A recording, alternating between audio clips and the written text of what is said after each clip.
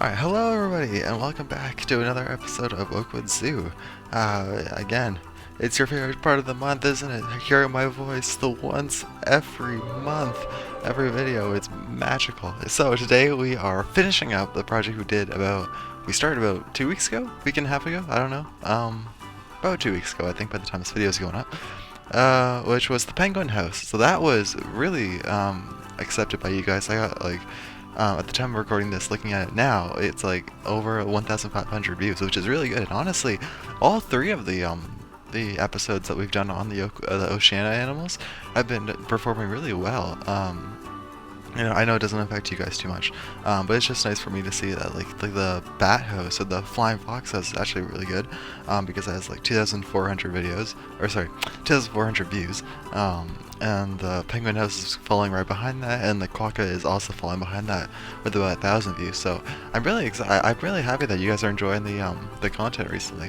Again, I've been a bit tripped up with school and stuff, a bit busy, so there are things in that, so that I might not be able to put in a couple videos every week. I might have to diet down to one video every week, but I'm hoping I can hopefully get that back up to 2 videos a week eventually, but for now it might stick to one video a week. So what are we doing? We are adding the outdoor area to the penguin house. So in the last episode you saw we did the entire indoor area with the cool glass display of the penguins and stuff, and now we can actually have the penguins in there.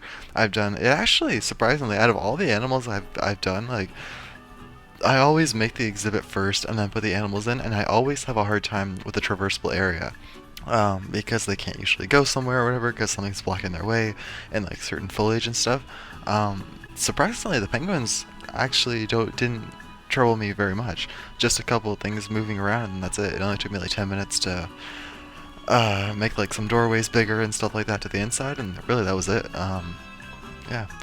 So yeah. How many times am I gonna say so in this video? So many times, I'll tell you that. So we built for 3 of the animals so far in the Oceania pack. We've built for the quokka, we've built for the little penguins, and we've built for the flying fox.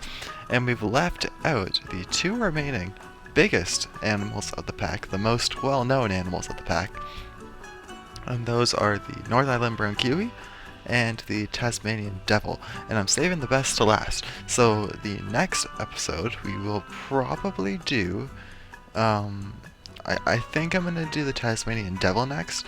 They're both going to get done in the next 2 weeks, because I want to do like a Nocturnal House kind of thing.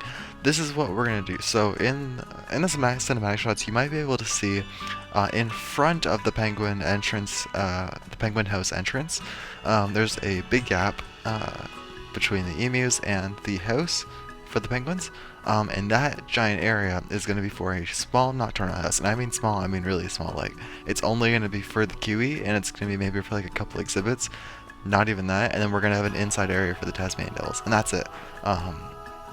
I really don't want to include too many more things. We could add something else to the Nocturnal area because it's like connected to Africa, but I really don't want to. I just want to keep it strictly to the kiwi and the devil.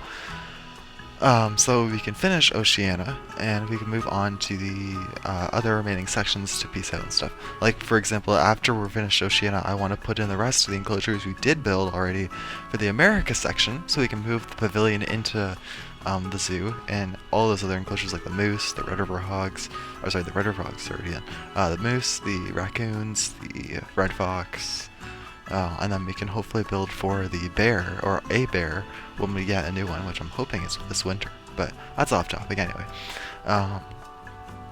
So yeah, so next week we are going to be building for probably the Tasmanian devil first, because I want to do like the overall shape of the building, and then the obviously outdoor area for the Tasmanian devils. And then the week after that, which will be the week of Halloween. I'm sorry if you don't celebrate Halloween, it's just kind of like a spooky kind of theme, so I didn't want to do anything too themed, like making a Halloween mansion, because I wouldn't really do anything, but I still wanted to do something spooky and crepuscular or nocturnal and stuff, which made sense to be like have like a Nocturnal House, because I did want to, I felt guilty leaving out the kiwi, because I was originally going to do the kiwi in our next zoo series, but I realized that's going to be a while until we actually get there, and I just wanted to do the kiwi anyway. I didn't want it to feel it left out. So we will build for the Kiwis and the Tasmanian Devils in the next 2 episodes, and then from there we'll see where it goes, depending on what the anniversary animal is. Because actually that fits really nicely in, because the next 2 weeks we will have the Nocturnal House, and the week after that, in fact, I think it's November 3rd, is Planet Zoo's 4th anniversary, I think. And we always get an animal, or we have gotten an animal in the past 2 anniversaries. So I'm assuming we get a new animal on that week for like the birthday of Planet Zoo, which again we will probably build for that new animal, and so, unless it's like really, really, really similar to an animal we already have in the zoo, but I highly doubt it. I think what will happen, we'll build for the Nocturnal House in the next 2 weeks, then we will build for the anniversary animal, and then the 3 week to 4 week gap in between that and the next DLC, we'll just spend like doing kind of like figuring it out and stuff. I want to build for the section across from the quokkas, which it's a little gap there next to the Red River Hogs and the quokkas, and I think that's going to be like an African marshlands area for Red River Hog, or sorry, warthogs and lechwe. But anyway, so I always film these voiceovers not actually looking at the video, like the speed build, while I do this, and I probably should, but I don't know. Again, I've said it before, I just don't really find like too much excitingness of the voiceovers if I'm just talking about what I'm doing. I could talk about the features of the build, so we'll do that. So you can see in like the build, again, I can't really see what we're doing, so I don't know where I'm going with this. So this enclosure actually has 8 viewing areas on the outside, on the outdoor viewing. It has like a small little, as you enter the outdoor area, you have a small little window for children to see into, and then you have like this kind of like hallway that goes inwards. You have like a little like dude standing. I had to use the queue path, which is like 2 meters width, which is why I had to do it. But unfortunately, I didn't really have the time, or actually didn't really want to feel frustrated enough to get the dude out of there. So people might not actually go in it, and I'm not really too fussed about that. I can honestly just cover that guy up with a rock and just say he was buried or whatever, but you know, that's like a bit of an unnecessary dark turn, isn't it? So you have like that little that hallway thing that you go into, and then there's like a 360 kind of cool glass viewing area for the penguins. You can see the penguins. I haven't yet seen them actually go underwater, like deep dive in that area, which is weird because it's definitely deep enough. At least the one on the inside area is. I don't know why they're not diving. Maybe I just haven't spent enough time looking at them. They can get in the water, so I don't know. At least you can see them on the surface level. And there's a couple more windows for the underwater viewing as you walk around it. There's even a elevated viewing area, which is my personal favorite kind of thing, because it like kind of gives elevation to the build, which I always love, making like different spots of elevation, especially for like really like leveled enclosures. Like if you have like a hilly area, because the ground level is mostly for looking at them in the water. But the actual elevator, you can see them like on like the entire exhibit, which is really cool. So yeah, that is almost just like a concrete staircase that you can go up and then you go right back down. But it's just a nice little vantage point. I should have put a telescope thing there. That would be pretty cool. Like those little metal binoculars. That'd be pretty good. I might add that. And then there's like a beachy area where the penguins come down a staircase, and then they're on this like flat, just grassy kind of area, which the people can also see them from. So that's basically it. And there is 2 viewing domes in the center of the enclosure. So there's no, basically barely any points of this outdoor enclosure that the people can't see. Which I feel kind of bad about because the penguins don't really get too much privacy, but yeah. Yeah. So that's pretty much it for what I have to say about the actual enclosure.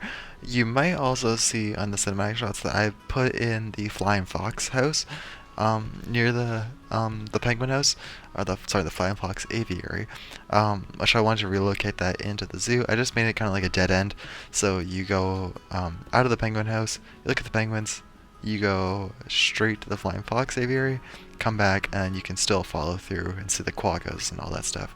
Just still like a loop. It's just kind of like a little detour. But anyway, that honestly is what I have to say about this entire project. You may be wondering why I don't have a tour at the end of this video of the house, and that is because this video would be forever. I talk for way too long on tours, which is why I like to do tours like as separate videos. And I am planning a tour. That is probably going to be one of the episodes in November, like mid to late November, when we have everything in here. We're finished the Oceania section. I also have to revamp a couple of the enclosures in the Oceania section, like the wombat or the kangaroo enclosure, because I really don't like the kangaroo enclosure anymore. It's just kind of, it's not as good as some of the recent enclosures, and I think I can do way better. And the wombat one really isn't too much. I just want to add a bit more foliage. Nothing to change for that one.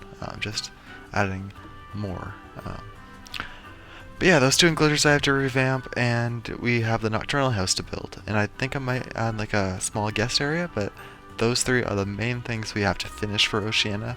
The guest thing doesn't really need to be for specifically Oceania, but yeah, it's whatever.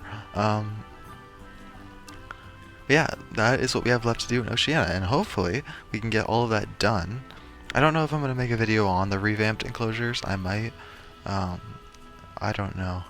Or I might just make that like a short kind of thing, like a quick cinematic video. I'm not sure. I'll figure it out. That's probably going to be one of the last things I do, though, before finishing this area. Yeah, so next week, look forward to the Tasmanian Devils, and then the week after that, look forward to the Kiwis. Maybe if I get ahead of schedule or my schedule frees up a bit, then maybe I could get 2 videos in a week. Again, don't count on that though. Minimum one video a week, definitely. So yeah, I think that's all from me. I hope you all enjoy. I will see you all in the next one. If you like the content and you stick around and see like the cool cinematic shots and stuff at the zoo, and you like what you're seeing and you want to see more of it, definitely consider to hit the subscribe button. We are trying to get to 1,000 subscribers by the time the next pack comes out. It's a really big stretch, or a really big stretch of a goal, because we're like at a 730 at the time of me recording this, like 730, 740. We have 220 more. Wait, no, I'm bad at math. 260 more. 260 more subscribers, and then we get to the big 1,000, and then maybe we could get early access to a pack so I can plan content ahead of time, and then we could have like a faster upload schedule for December. And it's Christmas break for me, so we're definitely going to have a lot of content in December. And if we have early access to the pack, that would make the schedule run even faster, even quicker. We can get through all the 8 animals, assuming it's an animal pack, and then move straight forward into the next section of the park. I'm really hoping that happens. I'm really hoping you guys are enjoying the content. I'm loving the content that I'm putting out. I'm always up for suggestions and critiques. I'm always trying to do the best for you guys, and I hope you all enjoy. And I will see you all in the next one. Bye, guys.